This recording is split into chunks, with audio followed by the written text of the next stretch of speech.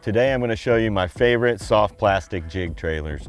So today we were fishing really extremely shallow. We were fishing around boat docks that had a lot of brim around them, and they also have a lot of shad present. So when I'm trying to mimic a shad or brim, I really like a gliding fall.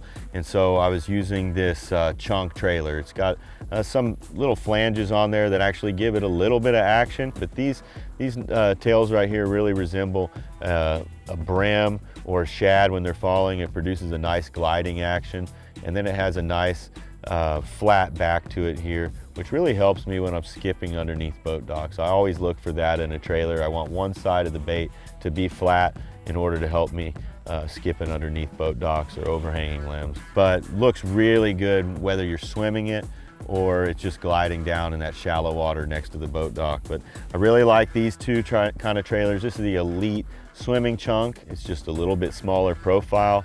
I'll use this on a little bit smaller jigs, and I like that it has a kind of more solid body. I can thread that up on there, has a lot of surface area to hold tight to the back of that jig. So when I'm working really heavy cover and I want that a smaller profile so that jig can get down in something, or when I'm fishing a little bit colder water, or maybe fishing you know, a little bit clearer water where I want a smaller profile, I'll go to this one right here.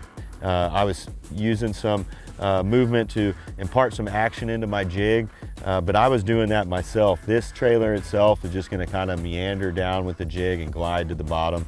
Has a real natural look to it. Now the other kind of trailer that I'll use is something that resembles a crawdad. So this bait right here is the Prodigy. It has a lot of action to it, as you can see.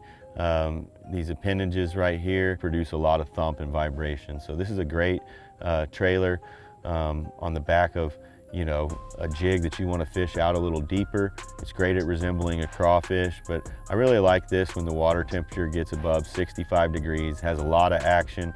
So the fish really see it and they feel it in the water. So this is a twin tail grub from Bass Pro Shop. It's a very simple bait. It works in a variety of conditions. I like it in extremely clear water. It has a small profile to it, have a lot of action, a lot of vibration.